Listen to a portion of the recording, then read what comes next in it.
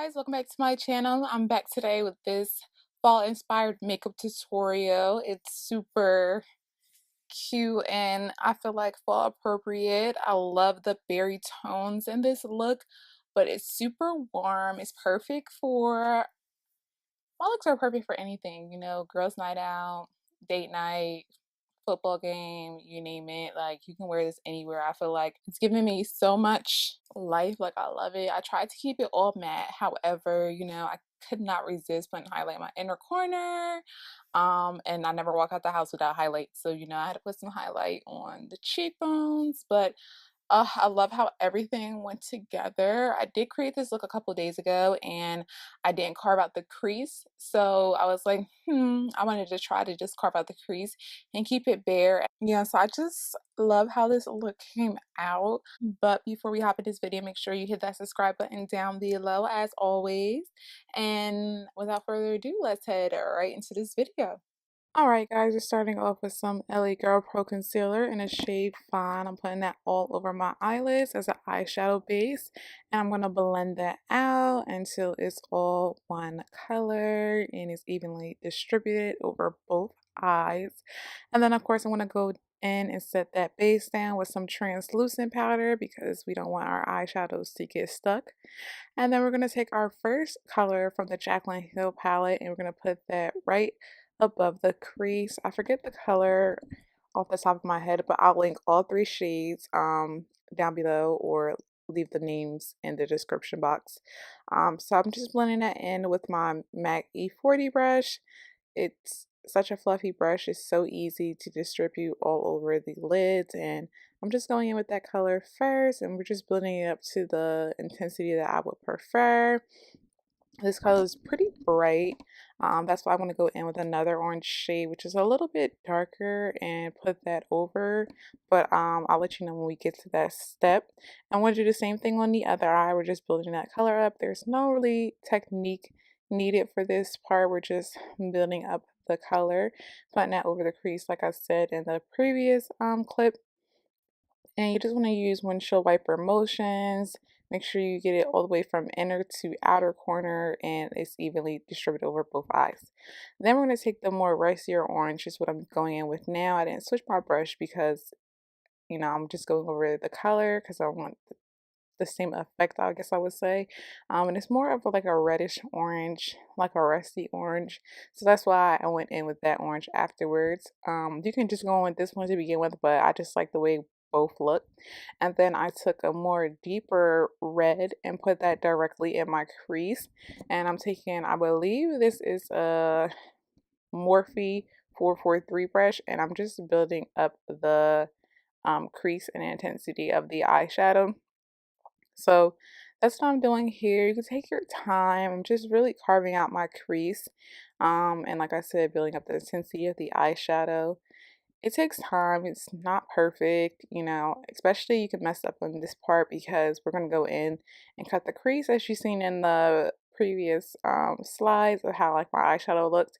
So you can be really messy with this. It's okay to mess up because you'll clean it up with concealer later. You just really want to build the color up to the intensity that you will want it to look in the overall look. So that's what I'm doing, and that's why I ended up fast forwarding through these clips because I'm literally going back and forth, adding color, blending it in, and it kind of gets pretty boring. So I didn't want to bore you guys. So that's what I'm doing. And then I want to take a more dense brush and just use that same color and cover out the crease even more. When you go in with smaller, more detailed brushes, it changes the overall look of the color. It makes it more intense or darker, I would say. So that's what I'm doing with that color right now. And then I want to go back in with the big fluffy brush and blend everything together because we don't want any harsh lines. So then I want to take a brown color from the Jaclyn Hill palette and put that in my crease. I really didn't do much. I just wanted to see what it would look like if I put it in there. So it just adds a little bit of definition. It doesn't really do anything special. So if you skip this step, I think you'll be fine and the look will still come out the same way. I just didn't want to start on one eye and not finish the other eye because I want them to look exactly alike. And then of course going back in to blend everything out.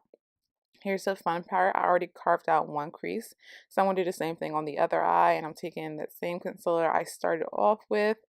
Um, you can use an eyeshadow base, a concealer, whatever your choice is.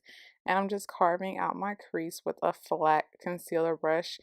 I feel like you guys see me cut out my crease before. That's why I didn't really go too in depth with it. I just felt like you've seen it being done before.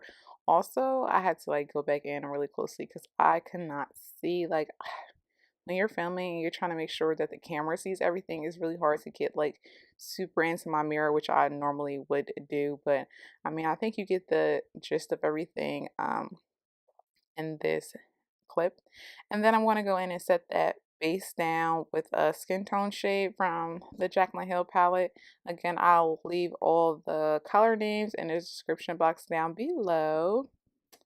And then I'm just going to go back in and fix any areas where the concealer got too high, and then I'll wipe away too much eyeshadow that went up into like my eyebrow area, because I wanted it more like a circle, not like a cat eye shape. So that's what I'm doing. That's my little trick. Then I want to take some liner. I went in with brown liner because I felt like brown liner was ideal for a look like this.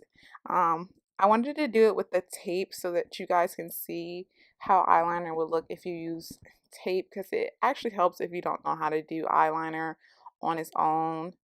It actually kind of got in my way because it's easier for me to do my liner without tape, but I just wanted to show you guys that it still could be done. So that's what you see here. And then I'm back and I'm applying that same gel liner that I used on the top of my lids to my bottom lids with a smaller eyeliner brush. And I'm just putting it directly in my waterline. If you don't feel comfortable with like adding pigment in your waterline, I would probably skip this step. Um, because you don't really need it. And then I want to take that same gel liner and put it on my lower lash line, because I'm going to go in with a darker color and blend it out so it could be very smoky. And I'm going to use that same orange brownish shade on my lower lash line mixed with the red, and just run that along my lower lash line on both eyes. And then same thing, just building up the color, being careful. You don't want to put too much pigment on the brush because now we have a full face and you don't want to get color all over your face. Now I'm going in with some lower lash line mascara and just combing out my lower lashes. I always use two mascaras on my lower lashes, is weird. Then I'm taking my favorite highlighter at the moment, Royal Hotness. You guys know I love this highlighter. Like, it's a bomb highlighter. Like, if you don't have it, you need to get it. Especially if you're a woman of color, like, this highlighter looks so good on you. I don't care how dark you are or how light you are. Like, when I used this in Jamaica, it was like giving me all types of bronze goddess goals. Like, it was really intense. I love it. And then I want to put that on my nose. You guys know I can't resist highlighter. Like, what is a full face with no highlighter? Like, ugh. It looks so good. I love this highlighter. And then I'm just going to set it down with a wet beauty blender so it melts into my face. Then I'm taking Hot Flush from Sephora. This is such a throwback. I feel like I haven't used this blush in so long. You guys know this is one of my faves, and those who do not know, it is one of my faves. Then I'm going to take this pigment from Jaclyn Beauty and put that in my inner corner. I ended up going in with Royal Hotness to set it down. Then I'm going to take my Chestnut liner from MAC. Surprisingly, it's not cork, but yes, I'm going to take my Chestnut liner and outline my lips. And then I'm going to go in with Heather from Anastasia Beverly Hills and put that all over my lips. I love this color. It's so beautiful. Like, I love it. If you don't have it, you should get it. But that's it for this look, guys. I hope you guys all enjoyed it.